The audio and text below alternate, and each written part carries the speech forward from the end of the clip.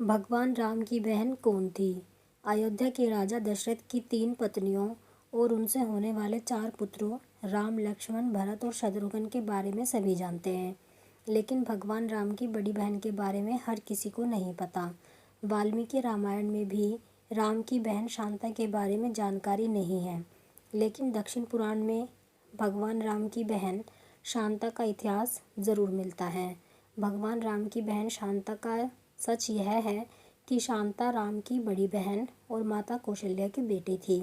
वह बहुत ही सुंदर और हर कार्य में निपुण थी, शास्त्र से लेकर पाक कला तक में एकदम पारंगत। वहीं रानी कौशल्या की बड़ी बहन थी रानी वर्षणी, जिनका विवाह अंगदेव के राजा रोमपद के साथ हुआ था। दुर्भाग्य की बात यह थी कि किन्हीं कारणों उनकी कोई संतान न हो सकी। एक दिन वर्षणी राजा रोमपद के साथ कौशल्या से मिलने अयोध्या आई।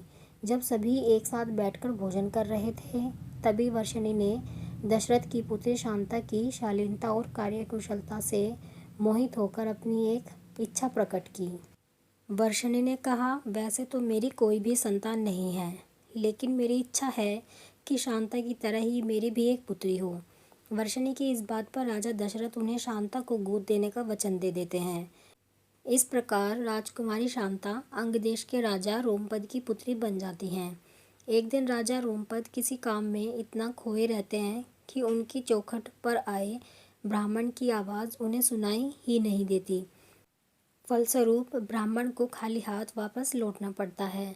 देवराज इंद्र को राजा रोमपद द्वारा किया गया ब्राह्मण का यह अपमान जरा भी रास नहीं आता। वह अंगदेश में वर्षा न करने का निश्चय कर देते हैं। ऐसे में बिना वर्षा अंगदेश में सूखा पड़ जाता है। इस वजह से अकाल की स्थिति पैदा हो जाती है। इस समस्या से उबरने के लिए राजा रोमपद ऋषि शृंग के पास जाते हैं और उनसे इस समस्या का उपाय पूछते हैं। ऋषि राजा को यज्ञ कराने की सलाह देते हैं, जिससे रूठे इंद्रदेव को मनाया जा सके। राजा रोमपद ऐसा ही करते हैं और यज्ञ के बाद अंगदेश में पुनः वर्षा होती है।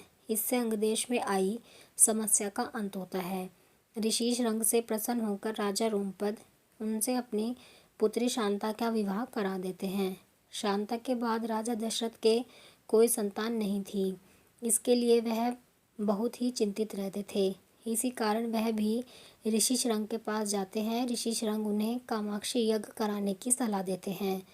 ऋषि के कहे अनुसार राजा दशरथ कामाक्षी यज्ञ संपन्न कराते हैं और प्रसाद के रूप में खीर बनवाते हैं। यज्ञ समाप्त होने के बाद जो खीर का प्रसाद था, उसे राजा दशरथ की तीनों पत्नियां कौशल्या, सुमित्रा और कैकेयी ग्रहण करती हैं।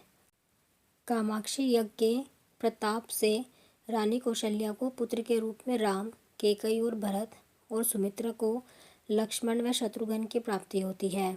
चारों पुत्रों को अपनी बहन शांता के बारे में कुछ भी मालूम नहीं होता है। समय के साथ साथ धीरे धीरे राम को अपनी माता के दुख का पता चलता है। साथ ही भगवान राम की बहन शांता के जीवन का सच, जो कोई नहीं जानता था, राम को मालूम हो जाता है। बहन शांता के बारे में जानने के बाद राम अपनी माँ को बहन शांता से मिलवाते हैं और सभी पुराने मतभेदों को दूर कर एक साथ रहने का वचन देते हैं। आप कमेंट में ज़रूर बताएं कि आपको ये कहानी कैसी लगी है। अगर ये आपको कहानी पसंद आई है तो वीडियो को लाइक करें, शेयर करें और चैनल को सब्सक्राइब करें ऐसी ही कहानियों के लिए।